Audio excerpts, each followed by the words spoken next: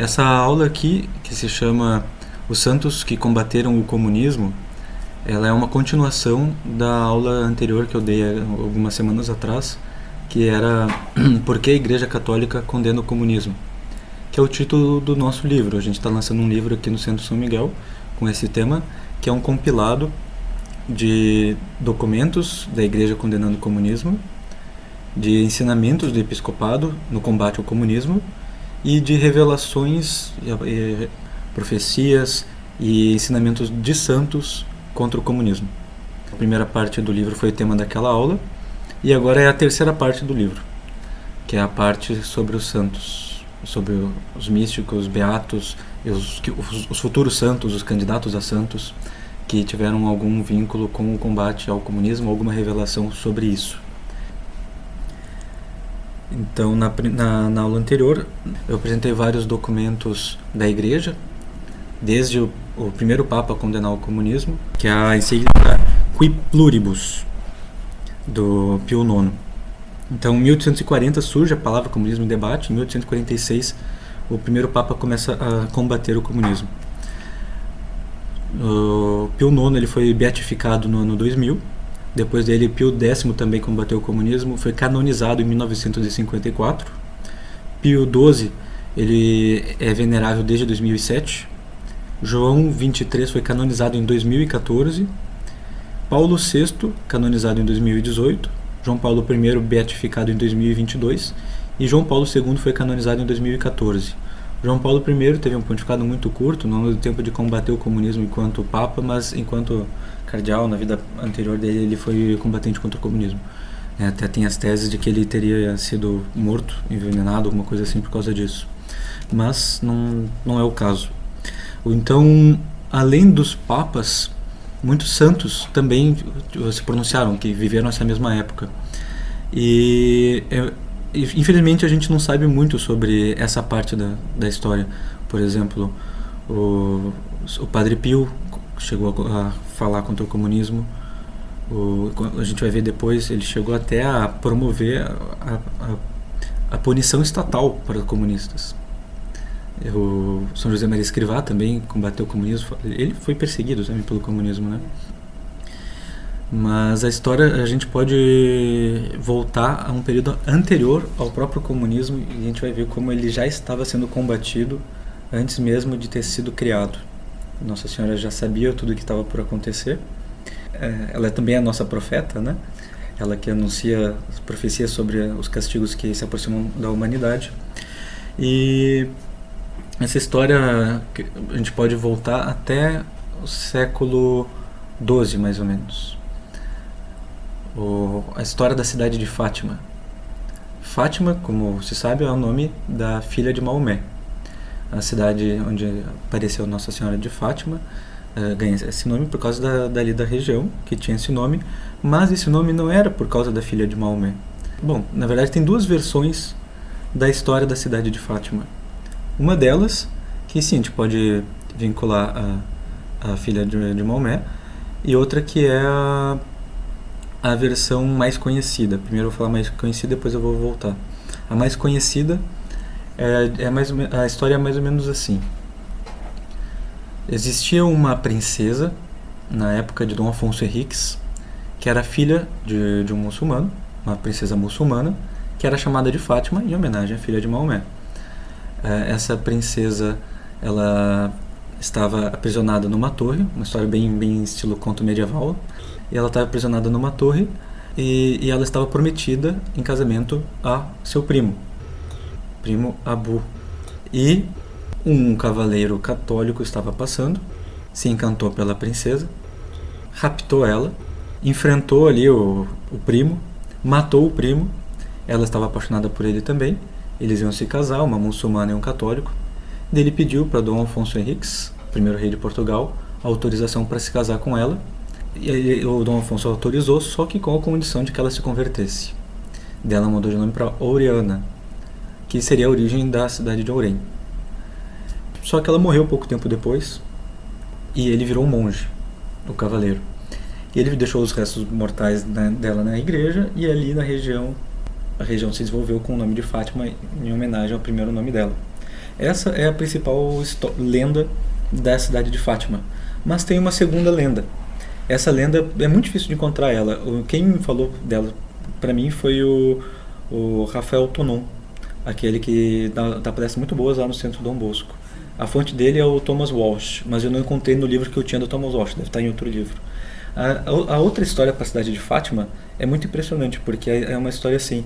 Naquele campo, naquela região, estavam passando 3 muçulmanos e eles viram uma mulher vestida de branco, com um brilho, no campo, sozinha.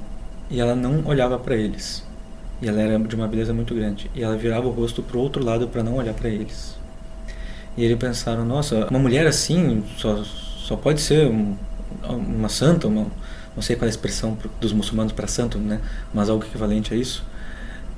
Quem deve ser? Deve ser uma aparição, então, da mulher mais venerada do Islã, que é, pelo menos na tradição oral, a mais citada é Fátima, filha de Maomé. Então essa mulher deve ser Fátima.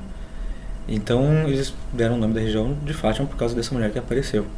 Coincidentemente, depois, uma mulher vestida de branco, brilhando, bonita, apareceu para 3 católicos, 3 pastorinhos, na mesma região, e é a que nós chamamos de Nossa Senhora de Fátima.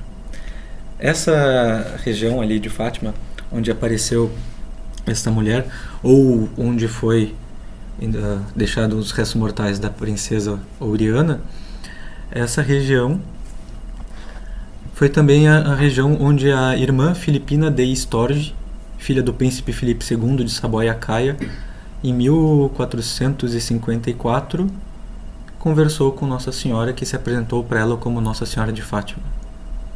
Essa é uma história redescoberta recentemente, lá pelo ano 2000, e mostra que séculos antes de Nossa Senhora aparecer em Fátima dizendo eu sou a Nossa Senhora do Rosário de Fátima e tal, ela já tinha aparecido falando como Nossa Senhora de Fátima. O que foi escrito sobre esse episódio é profético. A Nossa Senhora diz assim, segundo o relato ali da princesa: futuros eventos, prósperos e funestos para a casa de Saboia, até um tempo não preciso de terríveis guerras, de um certo monstro do Oriente, tribulação para a humanidade, que seria morto pela Senhora do Rosário de Fátima, se todos os homens a tiverem invocado com grande penitência. E aí, outra parte do relato dela: na Lusitânia há uma igreja e uma região que se chama Fátima, edificada por Mafalda, antepassada de nossa santa fundadora Margarita de Saboia, e que uma estátua da Virgem Santíssima me tem falado de acontecimentos futuros muito graves, pelos quais Satanás fará uma terrível guerra, mas perderá, porque a Virgem Santíssima Mãe de Deus e do Santíssimo Rosário de Fátima, mais forte que qualquer exército formado em batalha, o vencerá para sempre. Então, é claro, é Nossa Senhora de Fátima falando sobre uma terrível guerra em que o próprio Satanás está enfrentando a Virgem Maria. Então, quando Nossa Senhora reaparece em Fátima, ela fala sobre esse terrível castigo como um erro da Rússia. E, bom, todo mundo vincula esse erro da Rússia como comunismo, porque naquele mesmo ano veio a Revolução Russa, em que o comunismo foi implantado e dali se espalhou pelo resto do mundo, financiando mais revoluções por tudo que é lugar. Então, nós podemos, depois que a gente viu que isso se chama comunismo, né, a gente pode vincular com as aparições anteriores que são vinculadas a essa como um prenúncio do comunismo desde 1400, ou até antes, porque Nossa Senhora já estava ali antes. No século XII, Nossa Senhora já estava por ali. Então, Nossa Senhora já está combatendo o comunismo 7 séculos antes da palavra comunismo surgir. Ela já estava anunciando desse castigo que viria e que depois foi confirmado dessa forma. Então, em 1840 surge pela primeira vez ali a palavra comunismo. Em 1843, a irmã Maria de São Pedro, na França, começa a ter revelações pessoais em que ela recebe mensagens e conversa com Nosso Senhor e com Nossa Senhora.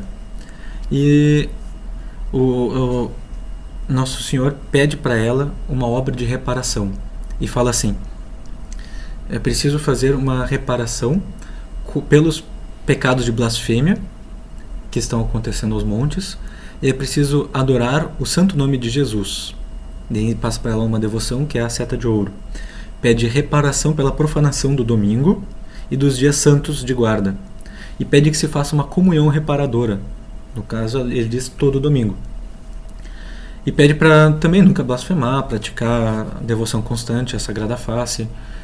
E isso em 1843. Depois de um certo tempo ali, ela está insistindo com o bispo: olha só, Nossa Senhora pediu uma obra de reparação, a gente precisa fazer essa reparação, precisamos espalhar essa devoção que Nosso Senhor mesmo me pediu. E o bispo não dá bola. O bispo fica: não, deixa disso, não. E não dá bola para o pedido. E ela vai insistindo: Nosso Senhor está falando, isso aqui é para a conversão dos pecadores, a gente precisa fazer reparação pela conversão dos pecadores, a gente precisa fazer reparação das ofensas cometidas no domingo, nas blasfêmias. E não estava conseguindo convencer o bispo. Daí ela deixou escrito assim: Sua Excelência não queria se decidir em favor da obra de reparação. Sua prudência o impedia de tomar a iniciativa. Eu vi bem que só haveria esperança e consolação para mim na oração pela intercessão de Maria, nossa poderosa advogada. E em outro momento ela diz assim: Eu recitava todos os dias o rosário a fim de obter a salvação da França e o estabelecimento da reparação em todas as cidades do reino.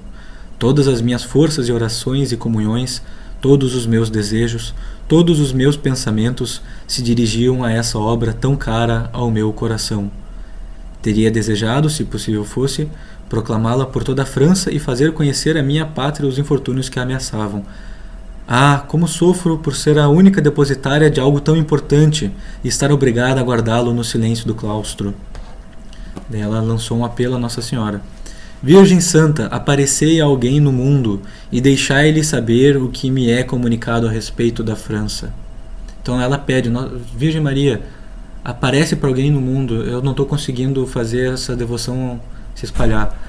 Pouco depois foi a aparição de Nossa Senhora de La Salette, sendo a mesma coisa para os dois videntes lá, Melanie e Maximin.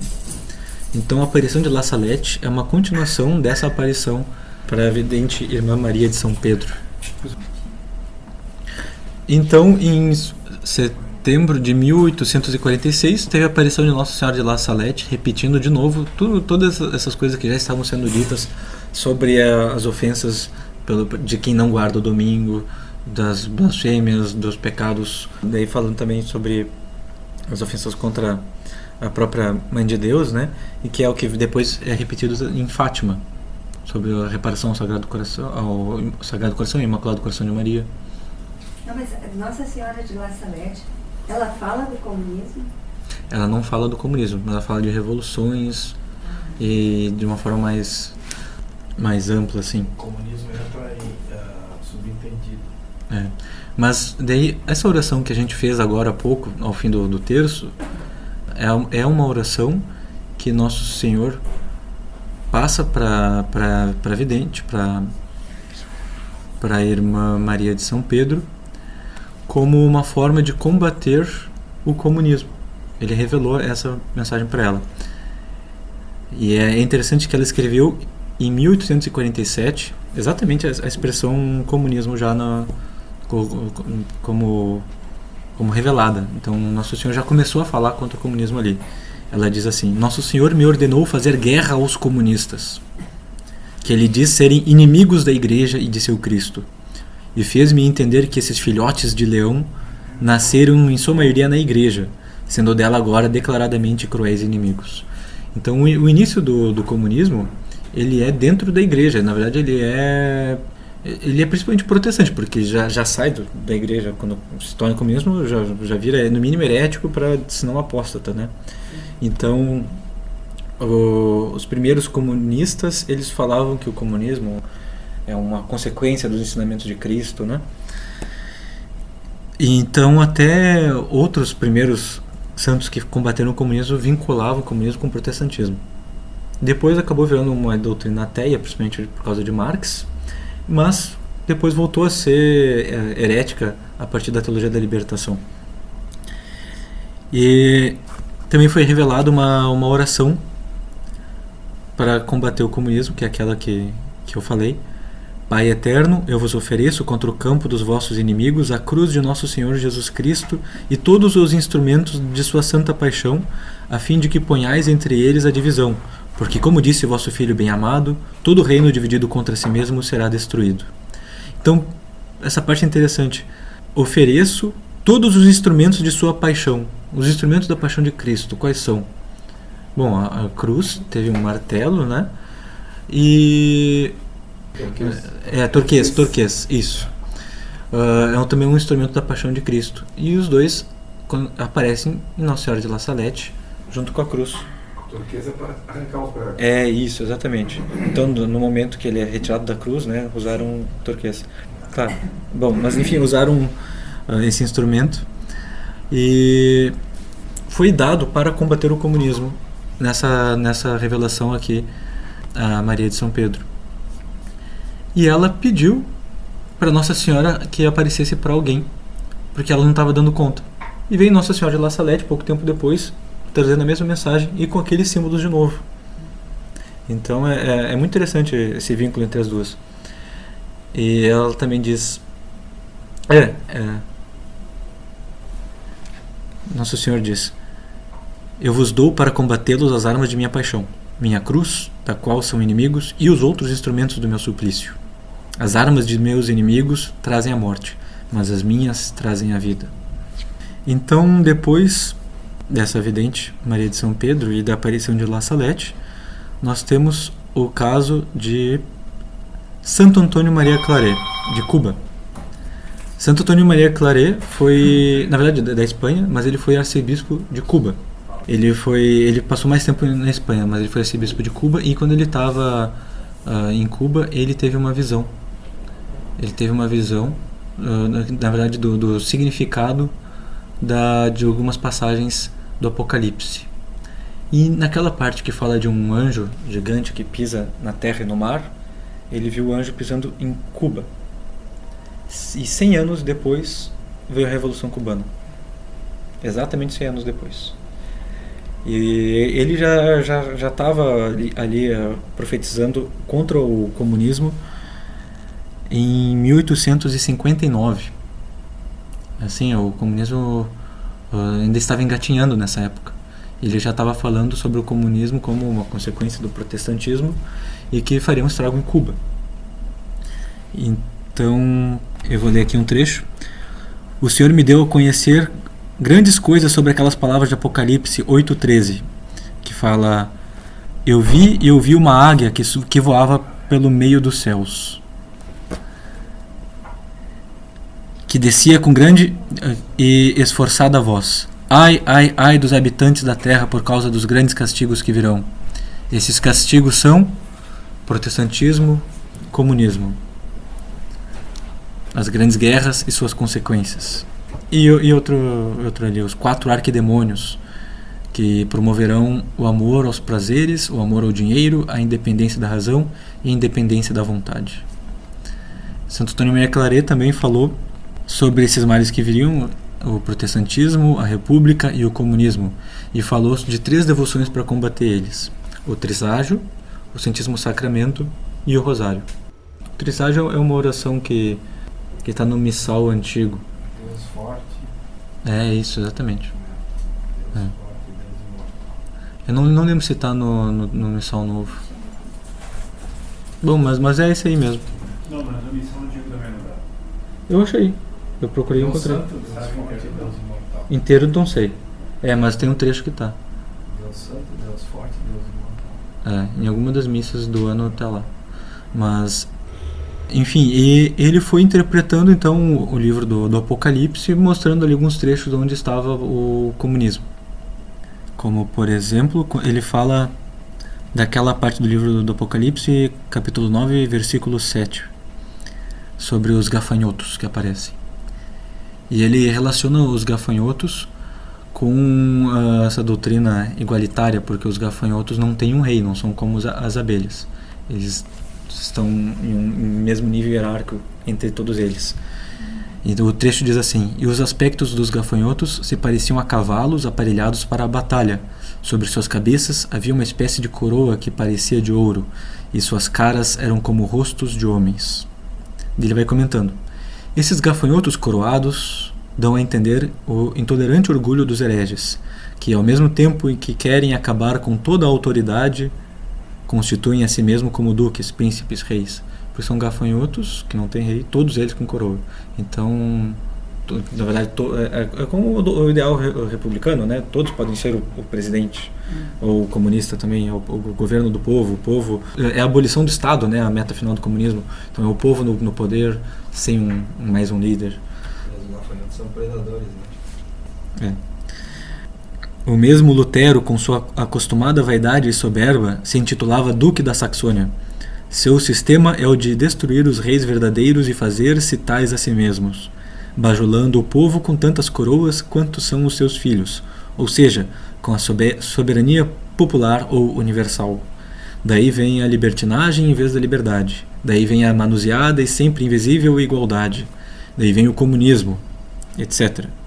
As coroas não eram de ouro, mas apenas semelhantes a esse metal. O texto diz coroas que pareciam de ouro, para dar a entender que sua soberania e a que promete não são mais que um arremedo da verdadeira, e que toda a sua humanidade, ou seja, a filantropia que tanto cacarejam, longe de ser a verdadeira filantropia, não é mais do que de nome e aparência, pois na verdade não é nem pode ser outra coisa senão um frio e criminoso egoísmo. Inclusive ele fala, apesar de não ter nenhum rei, eles têm sim um rei, o anjo do abismo, cujo nome em hebraico é Abaddon, em grego Apollyon, em latim Exterminans, que é mais um trecho do livro do Apocalipse, que é o versículo 11. Ele também fala da profecia de Daniel 7, versículo 8, que fala sobre uma besta com chifres, acho que é a quarta besta. Ele vai dizendo, o trecho de Daniel diz assim: estava eu contemplando os chifres, quando eis que despontou entre eles um outro menor. E assim que este apareceu, 3 dos primeiros chifres foram arrancados. Havia neste pequeno chifre olhos como os de um homem e uma boca que proferia coisas grandiosas ou arrogantes. Ele vai comentando. Este pequeno chifre da quarta besta significa o comunismo. Diz-se que é pequeno porque se compõe principalmente do pequeno ou baixo povo. A propósito, seus olhos são descritos como os de homens, pois eles nos dão a entender que o populacho fixará os seus, ávidos de riquezas, sobre os bens dos poderosos, para os tomar para si. Em 3 reinos o comunismo crescerá tanto que arrancará deles os governos, apoderando-se de tais, e esses são os 3 chifres arrancados. A boca do chifre falava coisas grandes, e essa gente baixa proferirá expressões altivas e insultantes, especialmente quando virem que seus empreendimentos saíram à medida do seu gosto, e em algumas partes superaram suas esperanças. Então ele fala que o comunismo é o baixo povo. Os comunistas se dizem o baixo povo, mas na prática não são. Na prática a gente vê que é o universitário, é a esquerda caviar, o socialista iPhone, né? Mas, de certa forma, poderia ser baixo no sentido moral, no sentido... até a própria esquerda no início se dizia como representante dos pobres, mas depois falou que não é qualquer pobre, é o pobre revolucionário, que é o marginalizado, que não é exatamente pobre, mas é só o revolucionário, é só o marginalizado, né, que não é necessariamente o revolucionário, é só o marginalizado, e daí é a travesti, é a prostituta, é o inconformado, o drogado, é ali o lumpen proletariado, que é a atual baixa classe, né? Então, ele falou que era o baixo povo, não necessariamente no sentido financeiro, mas ainda é no sentido moral, no sentido social, por estar nas classes baixas no sentido social, né? E fala também de 3 reinos que o comunismo arrancará deles o governo. Então fala de 3 golpes. Bom, a gente sabe de muito mais, pelo menos na África tem vários, né? Mas será que teriam 3 grandes reinos comunistas? A Rússia, a China, a Coreia do Norte, Cuba? A gente tem mais do que isso, né? Ou será que teriam 3 principais? Os mais beligerantes? Seriam... Cuba não é mais tão beligerante, né? Sim, já não foi esmagado. Ou talvez o esquema russo-chinês é um. Pode ser. Daí o esquema latino-americano é outro. Então, será que pode ser isso? Não sei. mas ele viu como 3, por causa dessa profecia, dessa visão dele mesmo, interpretação dele. Uma interpretação que eu diria que é inspirada mesmo, porque ele recebia a mensagem de Jesus e de Nossa Senhora. Então, depois de Santo Antônio Maria Claret, nós temos Nossa Senhora de Fátima aparecendo em Portugal, né, que a gente já falou um pouquinho desse caso, e que ela fala sobre o grande castigo que se aproxima, sobre os erros da Rússia que vão se espalhar na mesma região onde no passado já tinha acontecido aquela aparição a Filipa de Storgis e aos 3 muçulmanos também. Bom, ela não fala a palavra comunismo, mas em uma entrevista do William Thomas Walsh para a irmã Lúcia, ele pergunta para ela sobre aquele trecho do grande castigo em que o Santo Padre terá muito que sofrer, os bons serão martirizados, terá guerras e perseguições, etc. E ele pergunta assim: na sua opinião, isso significa que todos os países, sem exceção, serão conquistados pelo comunismo? E a resposta da vidente foi sim. Ela interpreta assim. Então, a palavra comunismo não está na profecia. Mas a interpretação da irmã Lúcia, sim, é que aquela revolução é o comunismo, que em algum momento vai dominar o mundo inteiro, segundo a interpretação da irmã Lúcia. Depois do caso de Nossa Senhora de Fátima, nós temos alguém que não é santo, mas já é um servo de Deus, chamado Padre Cícero, aqui no Brasil, que também combateu o comunismo. E é interessante que as fontes que a gente tem sobre isso são fontes de gente que não ia muito com a cara dele. Então, bom, apesar disso mantiveram um registro, então é fonte confiável, né? Um caso que dá para encontrar num estudo de uma universidade, acho que é de Pernambuco, não, do Rio Grande do Norte. E outro é de uma entrevista que simplesmente esculachava com ele, uma entrevista de 1931, que esculachava com o Padre Cícero, falando, ele é um homem repugnante, isso e aquilo. E daí fala ali ele condenando o comunismo. Então são fontes confiáveis. Uma delas ele fala assim, ele escreveu um manifesto anticomunista. A Horda Vermelha ameaça com as suas garras de abutre destruir a nossa felicidade, perturbando a paz do Brasil e seus fundamentos seculares, a própria organização da família, célula máter da sociedade cristã. 1930. A Igreja de Jesus Cristo, que tem sido em todos os tempos visada com ódio e rancor pelos pregadores de ideias subversivas, é nesta hora de graves apreensões para a grande pátria do Cruzeiro, o alvo predileto dos emissários de Satanás. Acenando com a falsa bandeira do liberalismo, a besta fera do Apocalipse atira suas patas de fogo contra a estabilidade de nossas instituições. Ai daqueles que prestarem seu auxílio aos inimigos de Deus. As lavas ardentes do vulcão bolchevista lamberão a face da terra, e sob os escombros da fé, calcinada pelas labaredas do anticristo, ressurgirão Sodoma e Gomorra. De pé, cristãos do Brasil. Guerra de morte aos que empunharem a bandeira vermelha do liberalismo para estancar as nossas almas à fonte perene de fé e entregá-la inerme aos braços de Satanás. Cegos serão todos aqueles que cerrarem os olhos à evidência da verdade. Então ele já estava vinculando o comunismo também ao anticristo. Santo Antônio Maria Claret também fez isso. Ele também falava que aquilo ali era o cenário da vinda do anticristo. E vinculou também com trechos do livro do Apocalipse. Que o comunismo é no mínimo a preparação para o anticristo, senão o próprio poderio do anticristo, né? E o comunismo ele pode se adaptar também a qualquer movimento que vier, porque como a própria tese comunista fala, o comunismo é uma mistura da praxis com a ideologia. Então a ideologia está envolvida com a prática do comunismo. A ideologia do comunismo é a mesma coisa, e ela é baseada na dialética. A dialética é os opostos. Então uma hora tu pode ir para um lado para praticar, e outra hora tu pode ir para o outro lado para praticar o comunismo.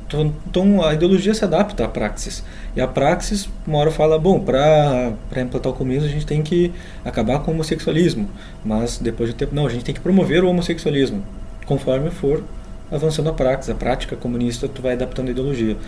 Então, bom, isso aí na verdade é só confusão, é só revolução. Revolução. E a revolução é o ideal do anticristo, é uma revolução contra a igreja. Até quando ela fala em Fátima, ela se refere na Rússia não exclusivamente ao comunismo como erro da Rússia.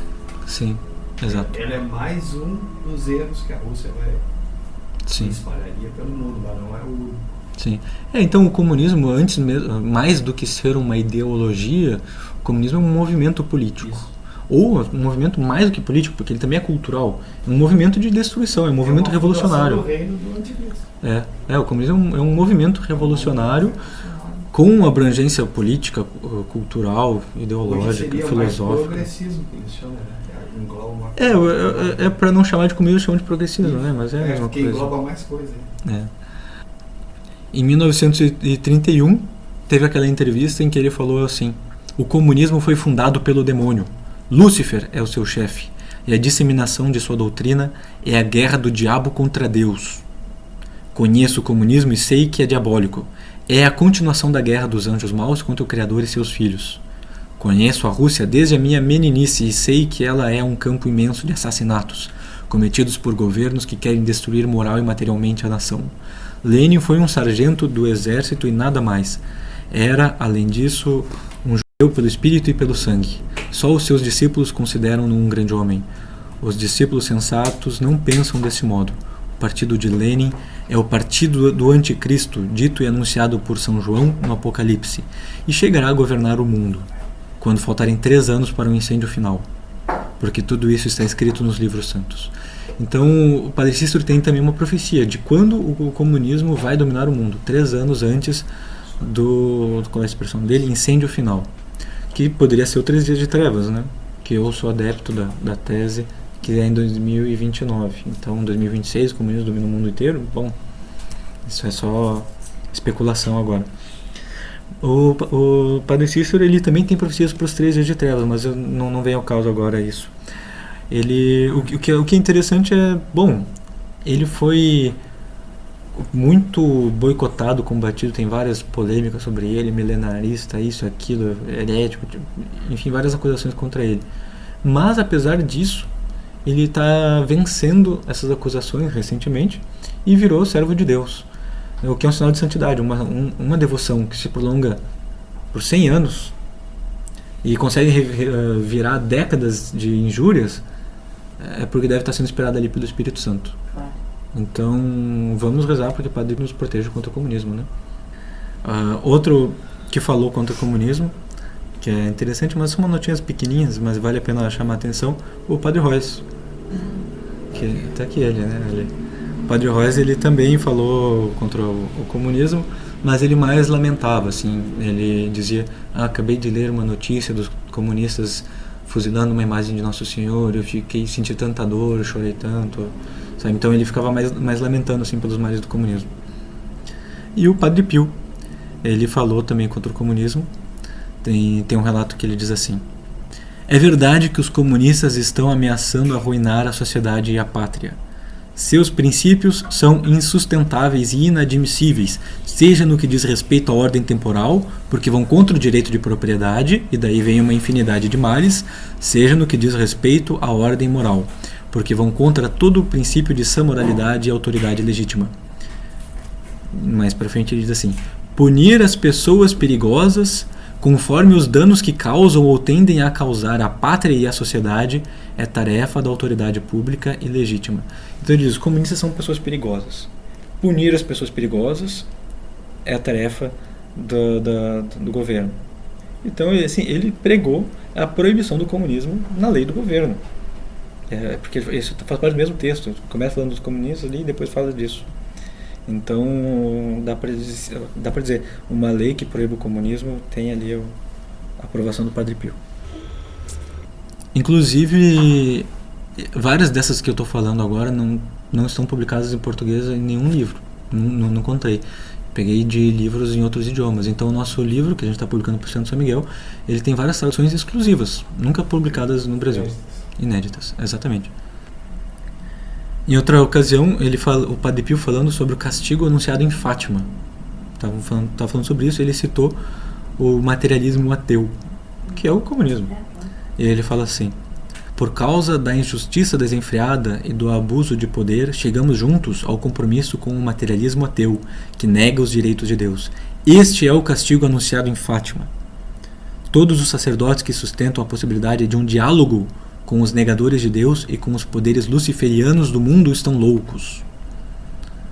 Perderam a fé, não acreditam mais no Evangelho.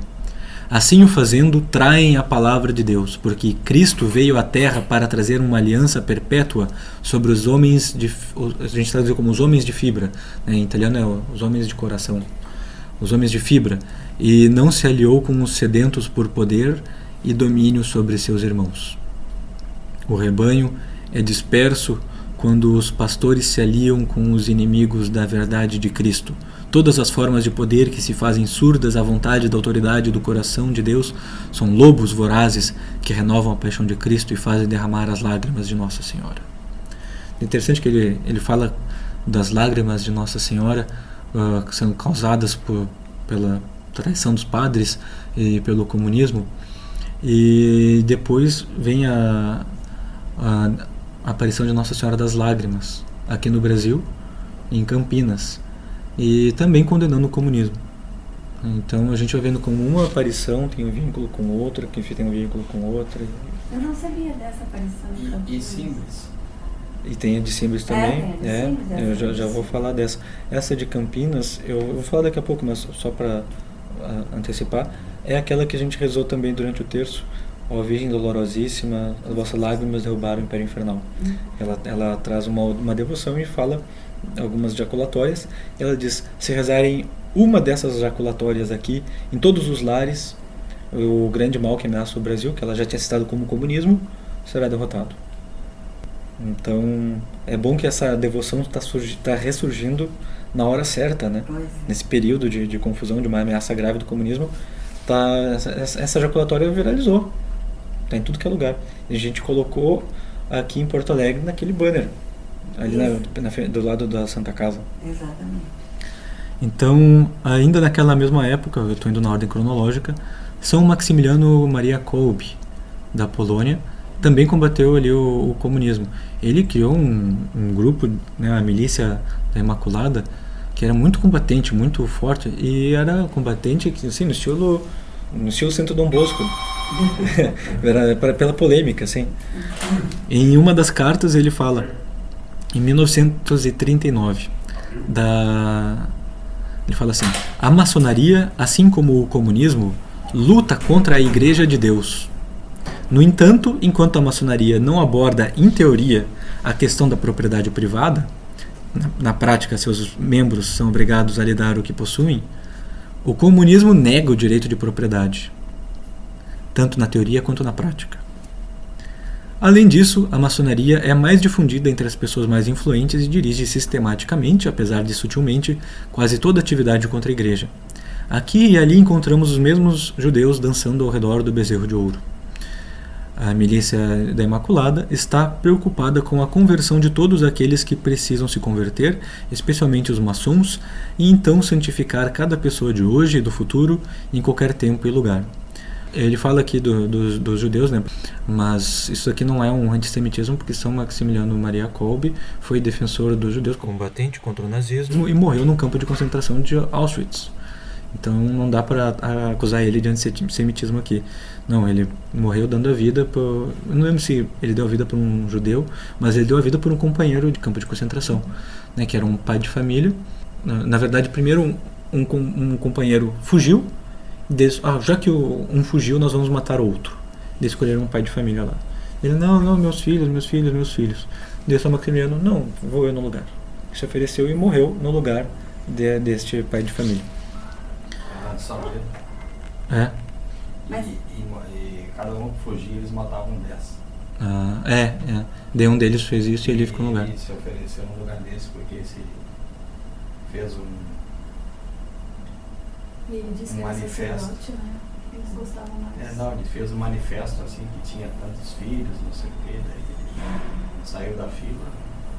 Disse: eu sou sacerdote católico, me aceita no lugar desse, para salvar a família dele.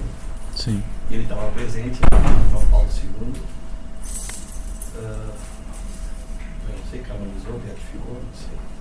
Ele é santo, canonizado, sim. Tava a família desse tava viva aí. Em 1937, o São Maximiliano Maria Kolbe fez uma profecia, assim, ele falou: aguardemos cheios de fé o dia em que um cavaleiro da Imaculada vai hastear bem alto no Kremlin, em Moscou, o estandarte branco da Imaculada. Em outro momento ele disse: um dia a bandeira da Virgem Maria Imaculada balançará sobre o Kremlin. Entretanto, antes disso, a bandeira vermelha irá pairar sobre o Vaticano. Ou seja, algum dia nós vamos vencer, mas antes o comunismo vai dominar o Vaticano. A bandeira do comunismo vai ser hasteada no Vaticano. Depois dele ali ainda veio o venerável Fulton Sheen, que combateu o comunismo de uma forma assim incrível. Ele tem um livreto e que é uma obra literária de altíssimo nível, assim. É muito bem escrito, muito bom, muito bonito assim de ler. E quando eu li comunismo várias vezes, eu destaco aqui um trecho que eu achei interessante, porque é uma espécie de resumão.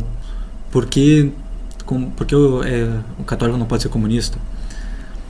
Ele diz assim: sucede com frequência certos indivíduos acusarem outros de pecado com o fim de encobrirem os seus próprios. Isso também é verdade no comunismo. Este tem acusado a religião de ser o ópio do povo, para encobrir o fato de ser o próprio comunismo o ópio do povo. E por que ele é o ópio do povo? Por 3 razões. Porque explora os pobres, submetendo-os à vontade do Partido Comunista. Porque adormece os pobres, prometendo-lhes algo que ele nunca pode dar, a saber, um paraíso terrestre. Porque torna o homem passivo, fazendo-o um instrumento do Partido Comunista. Mais para frente: vimos-los proscreverem a religião na Rússia, desterrarem o seu clero e matarem o seu povo. Vimos-los fecharem as igrejas do México. Vimos-los crucificarem padres na Espanha, abrirem túmulos de religiosas e espalhar-lhes os restos diante das portas da catedral. Vimos os seus museus antirreligiosos. Lemos a sua literatura anti-Deus. Mas tudo o que vimos e ouvimos fazer e dizer contra a religião não nos convenceu de que não há Deus. Eles apenas nos convenceram de que há demônio. E então, em 1930, começam as aparições aqui no Brasil de Nossa Senhora das Lágrimas e de Jesus manietado. A Virgem aparece e fala com a irmã Amália. Então ela primeiro conversa com Jesus e depois a Virgem Maria aparece para ela, em 1930, com o título de Nossa Senhora das Lágrimas. E ela faz profecias para o Brasil. E em 1935, período da intentona comunista, ela fala contra o comunismo, mas segundo o Rafael Tonon, eu não encontrei esse documento, mas ele falou que viu, em 1928, Jesus falou expressamente contra a intentona comunista. Falou assim: está vindo um castigo que é a intentona comunista. Rezem para que esse mal não faça nenhum estrago no Brasil, não prospere. E não prosperou. Teve a devoção ali e deu tudo certo. Mas em 1935, então, já nesse contexto de combater o comunismo, ela fala algumas coisas como, por exemplo: o Brasil me pertence, estendi sobre ele o meu manto protetor. Porém, é necessário que este povo venha a mim, entrando em minha arca, para poder assim se livrar esta terra de ser regada com sangue de mártires. Então ela fala que o comunismo vai fazer mártires, vai derramar sangue no Brasil. Então ela fala: eu salvarei o Brasil, se todos os dias ouviram nos lares: Ave Maria, cheia de graça, o Senhor é convosco. Salvarei o Brasil, se ouvirem em todas as casas ao menos uma jaculatória de minha coroa de lágrimas. Que tem aquela frase, né? A Virgem Dolorosíssima, as vossas lágrimas derrubaram o Império Infernal. Desejo ver esta terra de Santa Cruz triunfar de seus adversários, que desejam implantar o terrível inimigo, que já tomou conta de outras terras, que não me reconheceram como mãe. O Brasil só triunfará desembainhando a espada, que sou eu mesma. Sim, os brasileiros triunfarão com esta espada na mão, e não haverá inimigo que eles não derrotem. Mas se não me derem acolhimento, terei de ver meus queridos filhos gemerem. Então isso lembra a promessa feita a Dom Afonso Henriques, o primeiro rei de Portugal, de que de que Portugal venceria todas as batalhas, que tivesse com a fé, que levaria a fé a povos muito distantes, né? Então parece que essa promessa segue no Brasil. E O Brasil é herdeiro dessa promessa. sim. O de Portugal agora é aqui. E em 1930 então ela traz essa devoção da coroa de lágrimas com uma sequência de orações, entre elas essa que a gente acabou de falar, e tem outra ejaculatória também que é: por vossa mansidão divina, ó Jesus manietado, salvai o mundo do erro que se acha ameaçado.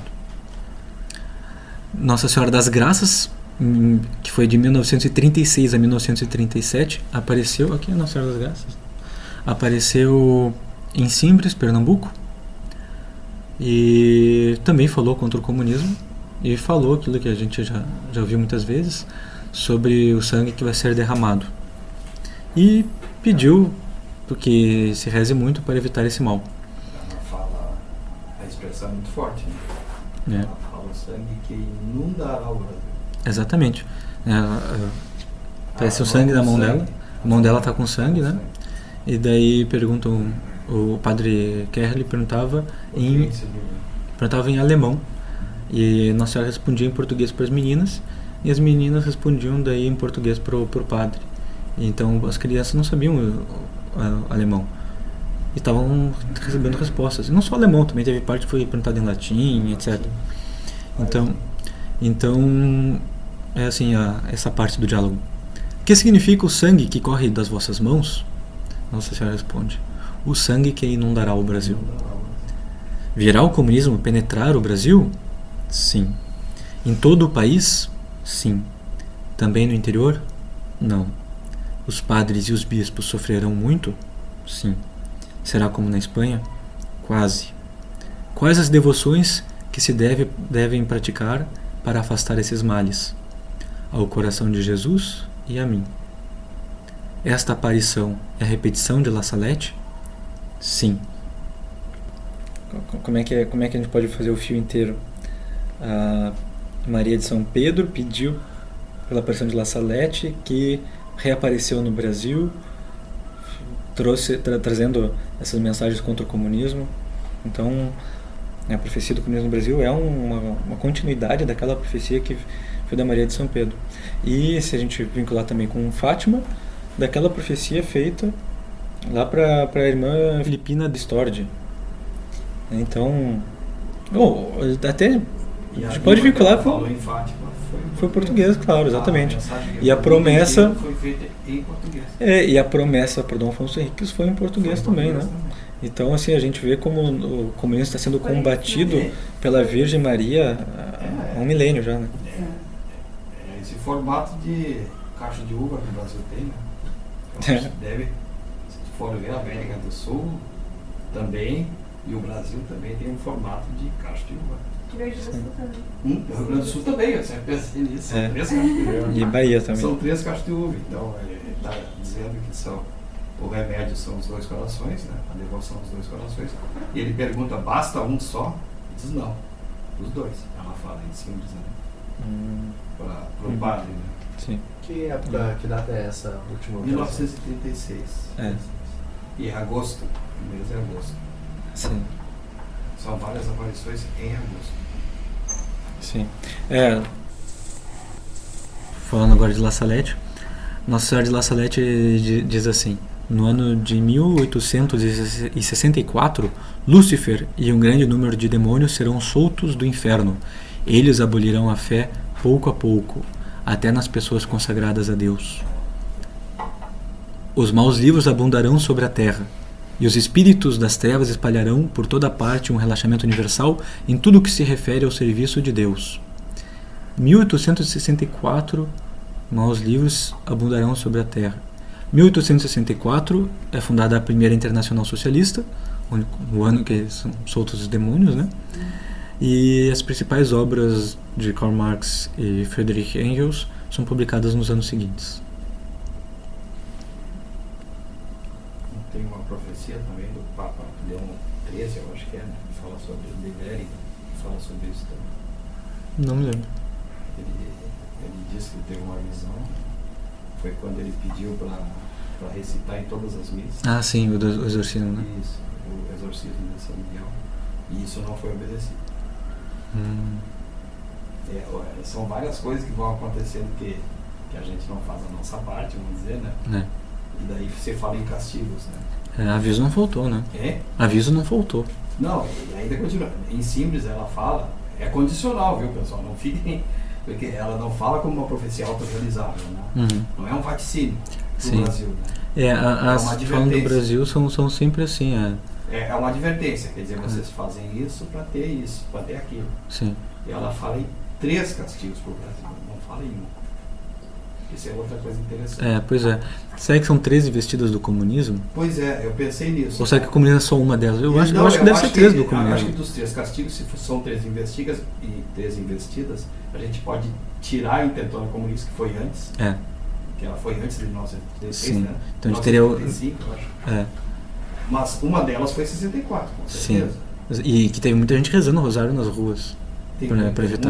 Uma das vezes que ela salvou o Brasil foi em 64. Sim. Que a gente ouve verdade. História, mas provavelmente a gente foi salvo em 64. Mas pelas orações mesmo. Mas daí a fé do Brasil foi caindo e depois veio o período petista, ela né? disse assim, façam isso que eu salvo vocês. Sim. Então eu acho que né? provavelmente o primeiro castigo então a gente conseguiu evitar, mas o segundo eu acho que não. Porque se for o período petista, fez um estrago. Derramou muito sangue. 3 castigos em sequência. Eu penso assim, né? Então a gente pode evitar os 3 ao mesmo tempo.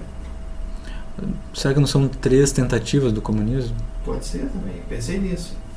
Então, se for, então me parece que seria... Mas ela é mais... ela não fala assim nesse sentido, ela fala em relação a uma vitória parcial do comunismo no Brasil, não total. Porque nos outros lugares... claro, porque não chega no interior, né? Total, Claro, é que não chega no interior. Então sobrou assim o fio da meada. Sim. A gente vê assim, é o Brasil. Se o Brasil cai realmente... Sim. É questão de tempo, né? Sim, mas for ver, o período petista, ele cumpre essa parte aí do derramamento do sangue, porque o número de homicídios disparou, né? Não, também. Mas não foi no interior. No interior ficou assim, inseguro. Mas nesse sentido, na profecia tem várias coisas. Eu tenho esse livro, é um livro muito interessante do padre, do padre Júlio Maria Lombardi. Sim. Então, eu peguei num sebo, assim. Esse é o Fim do Mundo Está Próximo, né? Esse aí. E então tem o inquérito, tem todos os documentos a respeito dessa profecia. Sim. Que ela até foi escondida, ela foi conhecida muito, na Alemanha todo mundo conhecia, aqui no Brasil não. Sim. Né? Justamente pela dominação da esquerda aqui no Brasil, que esses livros não saíam aqui. Né? E aí ele fala em relação a isso aí. Então ele diz que dominaria, vamos dizer, nas principais cidades, mas no interior não. Ou seja, seria uma investida parcial. Sim. Né? Porque nas grandes capitais a gente... Será como na Espanha? Quase. Exato. É citada a Espanha como um exemplo, né? Sim. E a gente teria que estudar um pouco como é que foi a Guerra Civil Espanhola. Né? Pois foi citado agora há pouco no trechinho, que foi aquele negócio de matar os padres e tirar os cadáveres das freiras dos túmulos. Foi uma coisa horrível, mas aqui nesse sentido a gente fica pensando, claro que não vai ser, porque ela promete nos proteger, sempre foi assim. Exatamente. Então ele diz que é aqui, só que a gente tem que fazer a nossa parte. Sim. Então teve mais uma aparição aqui no Brasil, que não é muito conhecida, que é de Nossa Senhora da Santa Cruz, em Erechim, aqui no Rio Grande do Sul, a região de Lajeado Opaca, entre Erechim e Aratiba, para a vidente Doroteia. É um caso muito impressionante porque ela tinha os estigmas, a Doroteia, e foi de 44 até 88 essa aparição. E eu fui lá, conversei até com o atual responsável pelo local e pude tirar alguns esclarecimentos, pegar algumas informações que não estão publicadas em nenhum lugar. Só existe um livro falando sobre isso. E é um livro muito confuso, assim, ele parece que na metade ele termina e recomeça, contando tudo de novo. E não tem motivo para isso, assim, não está explicado por que está escrito dessa forma. Então seria importante ter uma nova obra sobre esse caso. Então, se der certo o nosso empreendimento editorial aqui do Centro São Miguel, a gente já pode se comprometer em fazer isso no futuro. Tem algum padre, alguém na igreja acompanhando isso? O caso de lá? Pois então, ele está liberado. Ele foi liberado pelo bispo. Tem um padre que é o capelão ali do santuário que fizeram. Tem um bispo acompanhando. Assim, Não, mas é um caso confuso, porque eu lembro que eu liguei para a diocese de lá para pedir o contato de alguém e a pessoa que me atendeu ficou toda reticente, assim, do tipo, mas não é bem assim a história, tem viu? perseguição nisso, né? Só que ele está liberado, então. E tem muita peregrinação, lota bastante, assim, nas datas especiais de festa dessa devoção. E tem aquele caso dessa aparição que eles, eu não sei, é um terreno que eles sempre tentam desmanchar tudo, é a coisa sempre... Então, no primeiro local onde Nossa Senhora se manifestou para a vidente Doroteia, ela falou, peço por orações, isso e aquilo, e senão vai vir um castigo. E a Doroteia disse, mas ninguém vai acreditar em mim, deixa aí um sinal para que acreditem. Daí onde Nossa Senhora estava falando com ela, surgiu uma cruz no chão, acho que 1,20 m por 1,20 m, assim, e como formato de uma fenda, um sulco assim na terra, onde a grama morreu, afundou a terra, a grama morreu, e sempre que tentam plantar alguma coisa ali, morre depois, não cresce grama ali, há quase 100 anos, o que é 80 anos. E primeiro acusaram a vidente de fazer alguma coisa, só que ela morreu e segue acontecendo. E várias vezes tentaram sabotar aquilo ali. Por exemplo, uma vez antes de uma festa importante, eles simplesmente foram lá e destruíram a cruz. Assim, fizeram um rombo ali, um buraco. E no dia seguinte estava de novo ali a fenda no buraco. Eles depois taparam com outra terra, a fenda ficou na nova terra. Levaram ali aquela terra onde não crescia grama para o laboratório, acho que da faculdade do lado de Erechim, não é Pelotas, Passo Fundo, na Universidade de Passo Fundo. Eles analisaram a terra para ver se tinha algum veneno, não acharam nada. Numa das vezes desmancharam a terra, cercaram de policiais. No dia seguinte estava ali a terra esburacada de novo, com a formato da cruz. Então assim, nunca venceram a cruz. A cruz está lá. E Nossa Senhora pediu para Doroteia que o santuário não tivesse chave, que o portão não tivesse o muro não tivesse portão. Então qualquer um pode chegar a qualquer momento no santuário. E se fosse falso, como é que não teria ninguém lá para ver isso, escondido, para desmascarar? A qualquer momento alguém poderia ver alguém chegando ali botando um veneninho. Então é um caso que tem um milagre ali evidente para testemunhar. E também tem uma fonte que surgiu milagrosa no meio do nada ali, e que as pessoas também bebem, dizem que recebem curas especiais. Em Simples tem também. Exatamente. E Nossa Senhora disse assim, que o povo reze, pense no perigo do comunismo que está pairando sobre o mundo.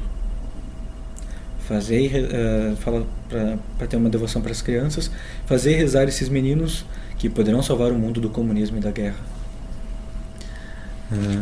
Quando todas as famílias cristãs rezarem o rosário diariamente, a Rússia se converterá e o comunismo terminará, e darei paz ao universo inteiro. Se não me atenderem, virá um castigo tremendo. Os homens permanecem na mais dura incredulidade, desumana e pecadora, vivendo numa vida mundana. Só preferem a riqueza, gozar tudo para o corpo e não pensam um instante na alma. É interessante que ela também profetiza que as novelas vão acabar com os costumes dos brasileiros, 1940 e poucos, que o divórcio vai se espalhar no Brasil, o aborto vai se espalhar e a maconha vai se espalhar. Ela diz com essas expressões assim. E ela também cita o comunismo de novo em 54, falando: quantos comunistas acompanham os cristãos, confessam, comungam, assistem à missa só para explorar o povo católico, para saber mais tarde como atacar. Então ela fala do comunismo infiltrado na igreja também, antes da teologia da libertação. interessante que nessa de Simples, se insistir um pouquinho, ela diz que vai explicar isso mais adiante, mas ela fala na aparição, nessa aparição aparecem 2 números. Uhum. Número 4 de um lado, número 11 do outro. Não, são 2 riscos. Hein? Não é 11, são 2 riscos. E daí pergunta pra ela por que desses 2 riscos. E ela fala 2 séculos. Então, mas 2. Tem um lance com os 2 números também. Uhum. Tem o número 11, que ela não quer explicar, e nem o número 4.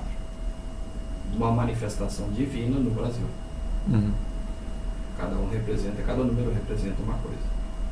E aí o padre, todo mundo insiste, e ela diz que no momento ela faz um sinal assim, ou que não vai falar, ou que não quer falar. Uhum. Que ela não está, na época de 1936, ela não falaria sobre isso. Mas que a gente saberia o que é. Sim. No momento oportuno. Pois é. Não, mas essa dos 2 riscos, perguntam pra ela o que é, ela fala 2 séculos. Daí perguntam 2 séculos para o quê? Daí ela faz que não quer dizer.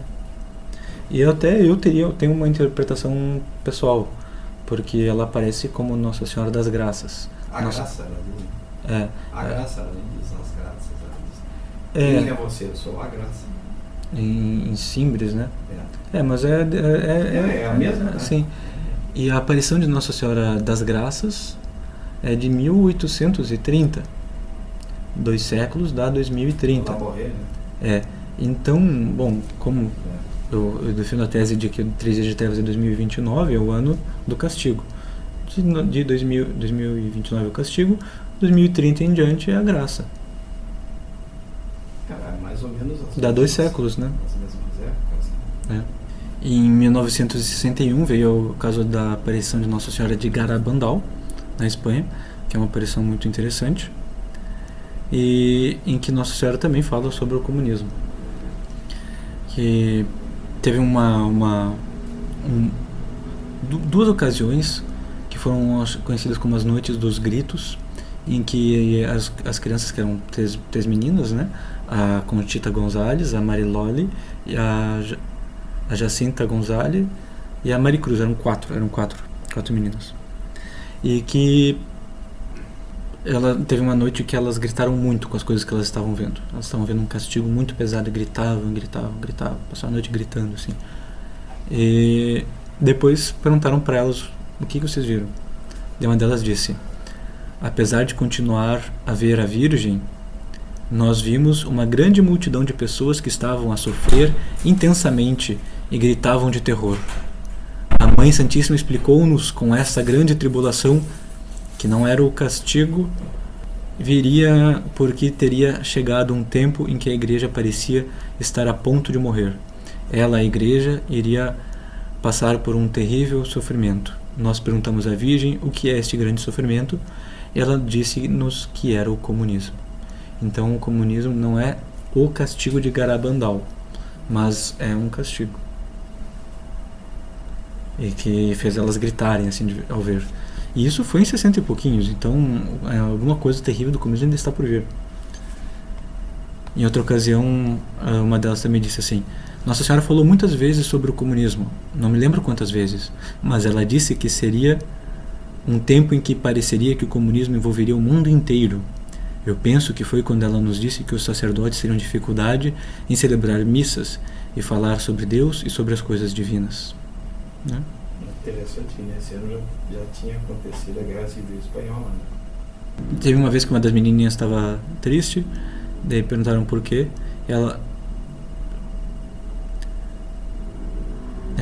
A menina estava chorando, perguntaram a ela por que ela estava chorando, e ela disse assim: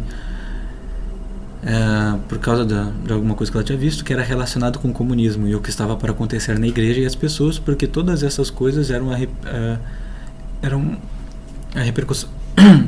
repercussão entre as pessoas.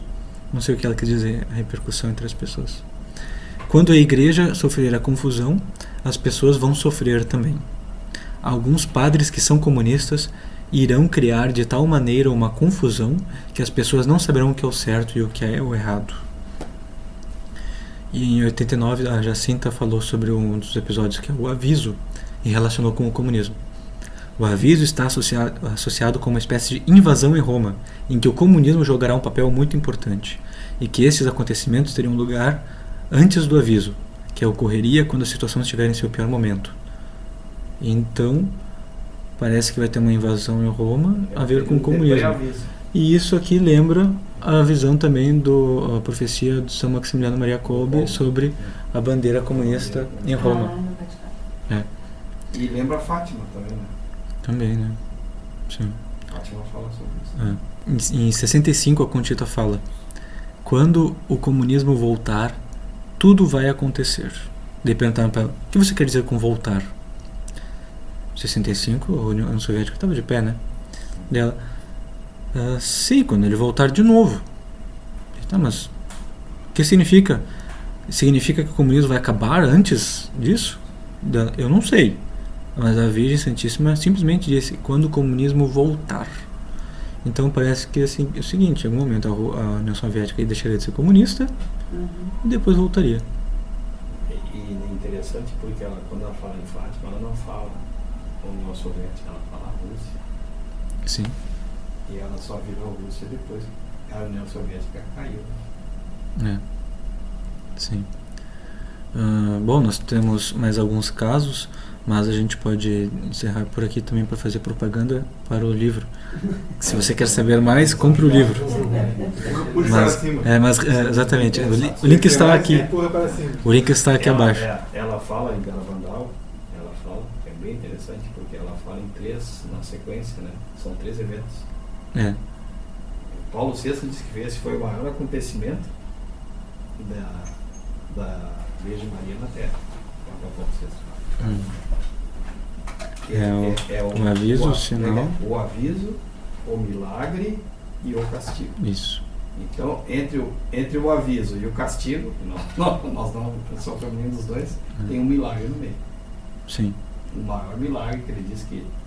Sim. Sim, que ele é o maior milagre que a humanidade vai ver. Fátima foi estrondoso, a dança do sol, aquela não... Sim, mas ele está falando de um milagre permanente, muitas vezes maior que esse. Sim. O Padre Pio fala muito sobre Garabandal também, né? Sim. ele esteve lá, né? É uma região linda. O do Padre Pio... São Sebastião. O que se diz é que o Padre Pio mandou o véu do funerário antes de morrer para a Conchita. Ele falou: meu véu, quero que vá para lá. Acho que foram usados uns 3, um deles foi para a Conchita. A Conchita mora nos Estados Unidos, né? Isso. Nova York, parece. Sim. Então, E agora já tem uma certa idade, quer dizer, tá bem lá. Ela perguntava sempre se eu vou estar, né? Eu vou presenciar isso aí. Ele disse sim. Ela tá com 60? Não, ela tá com 70.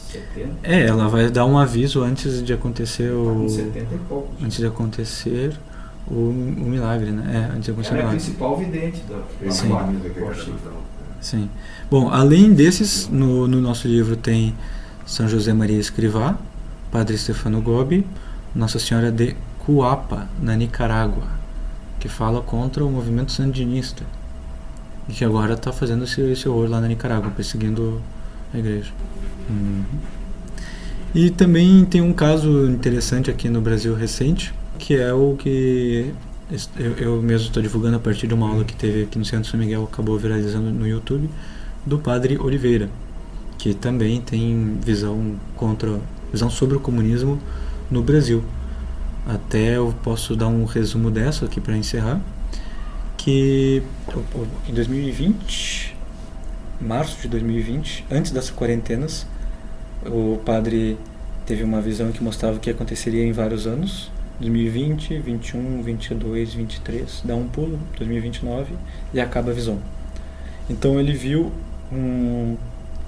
várias coisas de 2020 que já aconteceram, 2021 que já aconteceram, e de 2022 teve parte que já aconteceu, mas uma das que ele viu era a bandeira do Brasil caída no chão, manchada de vermelho, e ele interpretou como sendo uma investida forte do comunismo no Brasil e com derramamento de sangue. e ele... Que tem a ver com a bandeira. Exatamente, ele viu a bandeira caída no chão, assim, Coisa que tem a ver com a bandeira nacional. e ele interpretou dessa forma, e daí vem... Militares também. Hã? A primeira parte sobre os militares também diz que eu lembro em segredo. Também tem isso, né? Sim. Fala assim. E daí ele viu a bandeira manchada de vermelho e ele pensou, vai ter um período de violência, de derramamento de sangue no Brasil. Daí vem Nossa Senhora Aparecida, pega a bandeira e fala assim, chacoalha a bandeira e a bandeira fica limpa. Mas Nossa Senhora virá em socorro. De que região ele é? Não posso dizer. Só posso dizer que ele é daqui do Rio Grande do Sul. Ele é do Rio Grande do Sul. Isso. E aconteceu algo muito impressionante, que no dia 24 de outubro, o presidente Bolsonaro fez a consagração do Brasil à Nossa Senhora Aparecida. Achei fantástico. Assim. Pois é, eu estava bem informado sobre isso. Eu era uma das poucas pessoas que sabiam sobre isso. E a consagração foi às 8 horas da noite. Acho que pouco antes das 10, o padre Oliveira me mandou uma mensagem. Ninguém sabia ainda, não estava divulgado. O pessoal estava discutindo ainda como divulgar. Ele mandou uma mensagem dizendo assim: Lucas, meu filho, algo acaba de acontecer.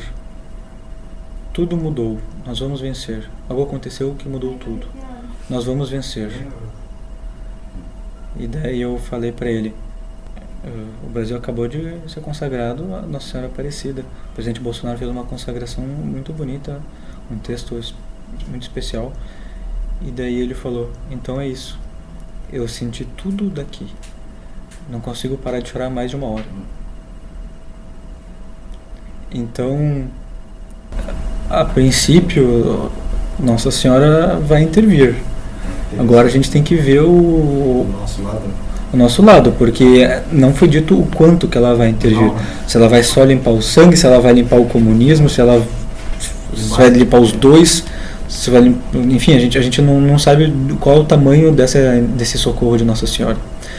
Mas a gente sabe que ela está do nosso lado, está fazendo tudo por nós, e que a gente tem que fazer algo para merecer isso, né? Ou pelo menos para honrar isso. A melhor parte foi